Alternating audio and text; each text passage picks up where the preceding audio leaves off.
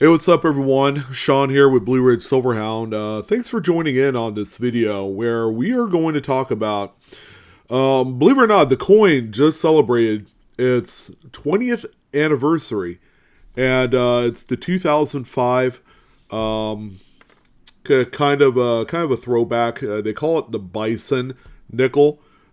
People still call it Buffalo nickel, but for this particular instance, the mint and everybody has projected bison as the word to use here on this coin. Um, for those of you that aren't aware, this coin holds quite a few secrets, and boy, are they awesome! Um, both financially and visually too. Very collectible pieces. Um, you know, 20 years later, the coin circulates really well, and there's still a lot of BU rolls out there. We'll kind of talk about how much those go for on the secondary market. Um, you're not going to spend a lot of money. BU rolls of either the Philadelphia or Denver, I believe, we're still going for right around $6 to $8 a roll. 6 to 8.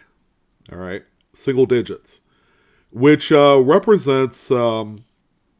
I suppose if we were looking at it from a budget standpoint and you were interested in cherry picking something that has a ton of secondary market value, this is the coin here, ladies and gentlemen. So, believe it or not, there's been a few things that have been found on these that you guys need to be aware of. The main one, of course, is the speared bison. And much to a lot of folks' surprise, this is actually on the 2005 Denver Jefferson nickel, and not on the Philadelphia. Normally, we would associate Philadelphia coins as having the most mint errors, the most die varieties, things of that nature. But it's just not meant to be on this one, I guess. So for those of you on the West Coast, if you're out there hunting around, this is one to keep an eye out for because it's today it's a beloved.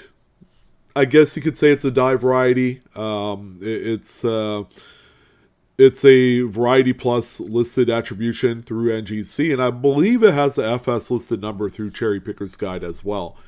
So there's this coin right here. Now our friend CoinDove selling this one on eBay for $2,500 is an NGC Mid State 65 example. Pretty nice grade, but does that number fit the profile of the grade and the coin? We're going to find out because we're going to talk about a few of these key pieces to be on the lookout for, but also kind of dip our toe into what the market has done on these on the last 90 days on eBay. That's very important, so you guys have some sort of projection here. If you have them, you want to sell them. How much are they going for graded? How much are they going for raw? We'll cover all the bases for you. So this one right here, when we look up close to the coin, it's pretty easy to see that there's a line going through the bison. Pretty easy to see. This one right here is naked eye visible. I could see this without the aid of any sort of magnifying device, although it doesn't hurt to do that, just so you could kind of confirm that you do indeed have this, because I will say this, as the coin circulates, that becomes more of an obscurity, because you could have like a well-placed stain or something on the coin after a prolonged circulation or usage that's going to look very similar to what the speared bison is. Now, how does this happen? Technically, the terminology for this is what they call a die gouge. It's exactly as the name describes. You have your dies. Your dies have the design work of both sides of the coin. You have two dies that operate in a mid press to strike every coin. You have one for the obverse. You have one for the reverse. Technically, the one that's stationary is called the anvil die. The one that pivots and moves, either up, down, left, right, is what they call the hammer die. So you can imagine a hammer hitting an anvil. That's the one that has all the action. most of the circulation and wear and tear to the mint press is the movement of all these moving parts. And considering that the coins are minted under high pressure, there's always things that go wrongs with the dies. Okay, goes wrongs with the dies. Yeah, that doesn't make any sense. It kind of does. You guys know what I mean.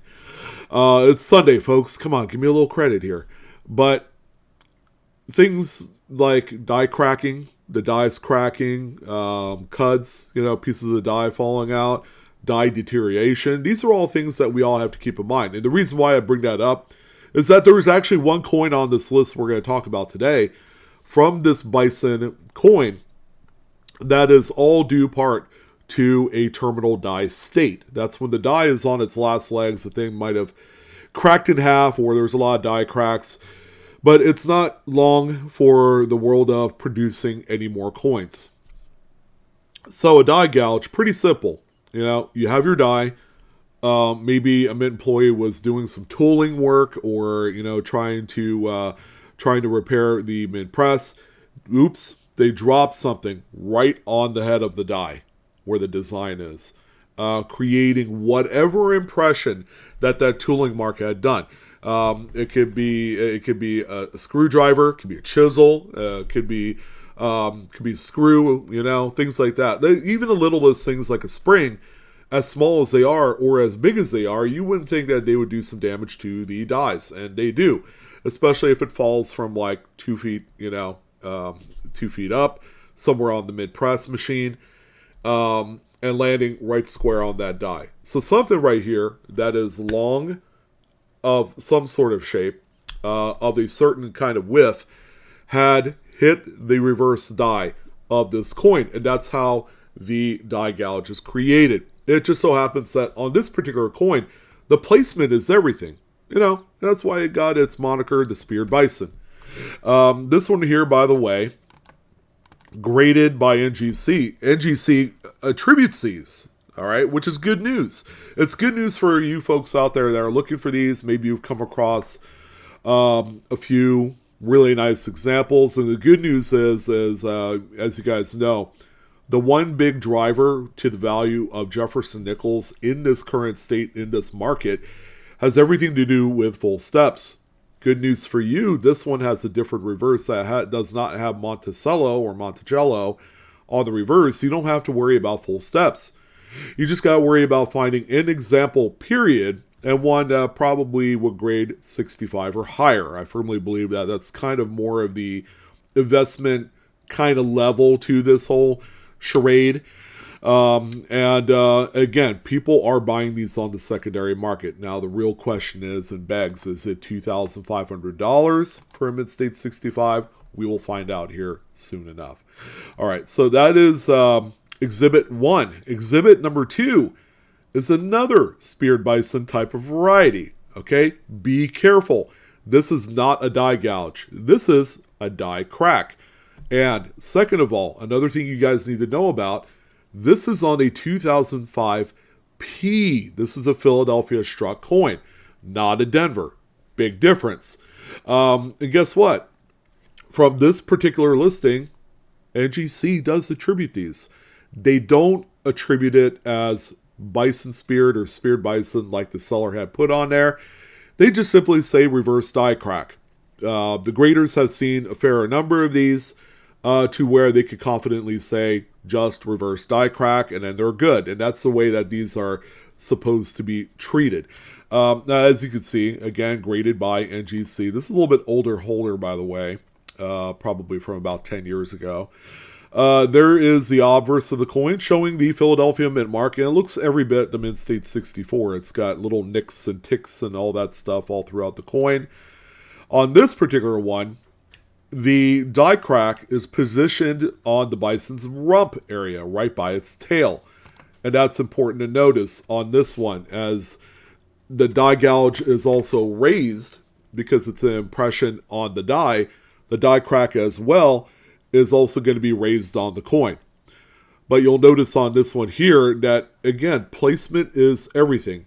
There are people in the community today that still refers to this as the Speared Bison. All right. kind of like variant 2. But the root cause of both couldn't be any more different. All right, one is simply wear and tear to the die. The second one is an inadvertent drop of a tool right on the face of the die, creating that impression on the die and then creating the event on the coin. Whereas this one is simply a part of the die had cracked, essentially. Secondary market's a little bit more muddled on this one. There's not nearly as many out there. I found that there are more of the die gouge variety types than there are the die cracks. But people are finding the die cracks, and due to association of that first variety, people are very interested. And because of that, the graders are recognizing it as well. And it's become kind of like, an additional meme coin to one of the more popular releases since the turn of the century. All right, so that's this coin right here. The third and final one, you guys will be shocked, but I have seen this one on a number of occasions. You guys will be absolutely just amazed by this next one. It's another Denver, by the way, another Denver 2005. This one right here sold just recently, Wednesday, May 28th, for $81.51. You couldn't really tell a whole lot from the listing title. 2005D Speared Bison Jefferson Nickel Error Coin Rare. So it's a Denver. You would think it would be the traditional die gouge, right? Yeah, check this out. Yeah. Need we say more? That is again, placement is everything. You wouldn't know any better. It's like in the same exact spot as where the die gouge is, and that is quite uncanny. Now, I will say this, because technically on a die gouge, the die is damaged after a lot of strikes, maybe because of placement. This could be just a terminal state, rim-to-rim die crack. It's a bisecting die crack that goes nearly across the whole thing. When I say nearly across, is it's not 50-50 proportional split. It's more like 60-40, which in my humble opinion is still considered a bisecting die crack. But yeah, this thing is quite amazing. And it's showing it's raised on the coin. It's not damaged. And yeah, this one I have seen on a few occasions. They are actually out there, and they're on a Denver coin, believe it or not. This one we actually do have a realized sale, thankfully. Within the 90 days period, this one sold for $81. So that's for a coin, for a coin that has circulated a good deal. It's not perfect. It's not mid-state. It's more like an AU 50, 53, 55 on the best of days. But still quite an impressive coin nonetheless. So those are the three kind of like three main Bison errors or varieties to be on the lookout for. Again, I've seen this bisecting die crack version probably half a dozen times over the course of the last 10 years. I'm not actively out there looking for them on eBay or the secondary market, so there could have been a whole lot more that has sold of this over the last decade. Or maybe if anyone out there listening in on this video has one of these examples, you could kind of chime in and share how you discovered this, whether you went roll hunting or you just found it casually hunting through your change from your Starbucks barista lady or whoever it is.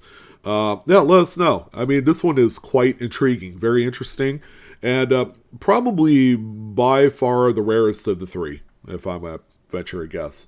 All right, so here's what the look of the last 90 days of what and this is what I typed in, 2005 Bison Nickel Speared. Okay. So we looked at that mid-state 65 to kick off the video that the person was asking $2,500 for in an NGC slab. Well, we have our first subject here sold actually about a week ago in a mid-state 65 NGC slab. And it's the Speared Bison, the die gouge version, for $530 buy it now. Okay, right there. So yeah, I mean that the other guy is about 5 times too rich on his coin. We also have another one here in a 65 that ended up selling for $424. These are more realistic to that particular grade. And then right below this is a 64 grade in 340, right there, $340. So not for nothing. I mean, these coins have a lot of value, and the crazy part is that these are still being found out there, and there's been an overabundance of these rolls that are still available out there on the secondary market. You're not going to look for these in the U.S. mint rolls because they're not in there. You're going to have to look at the bank sealed rolls that have no association or affiliation whatsoever to what the mint was selling on their website back in 2005. I've already tried. I've been through hundreds of rolls without any success whatsoever finding this die gouge. You're going to have to look through regular bank rolls, your NF strings, your Loomis rolls, things like that for these, okay? Which, believe me, if you go on eBay, there's a shit ton of them out there. So you got nothing to really worry about as far as finding original BU rolls of these. Here's another one here. It does not specify a grade, but $285. And then we do know that it is in an NGC holder. This one is actually Unk Detail Scratches. So this one has problems, but it's the 2005D Bison Spirit VP01. All right, so that's the Variety Plus listing attribution through NGC. So, yeah, there you go. I mean, that one considered damaged, still selling for $285. And the real reason why that one did sell for what it did is because there's just not a lot of them on the secondary market. Here is that die crack rump version. This one is actually graded by Annex, and this person has a few of them. This one right here, Annex refers to as the Wounded Bison. That's the rear hump die crack 2005P. This one's selling for $100, and it looks like this individual has 6 more available. So yeah, I mean, pretty good value here, and it's probably a good thing that they ended up sending these to Annex because it's a very inexpensive grading option. They probably paid what's that deal they do on these cheaper coins? Like $8 per coin or something like that. They send out these deals. You guys have probably received them in the email and things of that nature. They're $6 to $8 deals on these sub $500 coins that they'll slab for you. This is probably how these got done here, because Eagleman 16 had a total of 9 of them too. When he put up this listing. So $100 right there, pretty sweet. So yeah, definitely some value there. There's our die crack right there, $81.51. And then this one right here, 2005D Speared Bison Jefferson Nickel Error 4 die gouges, reverse and obverse, $29.99. Let's take a close look at this one, see if it's anything crazy or different. These are scratches, unfortunately. Yep, scratches. They are actually in the coin. They're incuse on the coin. They're not in relief. Yeah, scratches all the way across there. So, that one is not the one, unfortunately. So there you go. There's been a few that have sold. But in case you guys are wondering how many is available on the marketplace for sale, we have 44. And the reason why that there's 44 is, there's some legit ones, but they're all overpriced for the grade. Mid-State 65s. Nowhere ever should those coins be $2,000 to $3,000 when they're clearly selling for $400 to $500 in the same grade. Here's a Mid-State 67 Annex one for $7,500. Kind of untested because it is a top pop grade through Annex.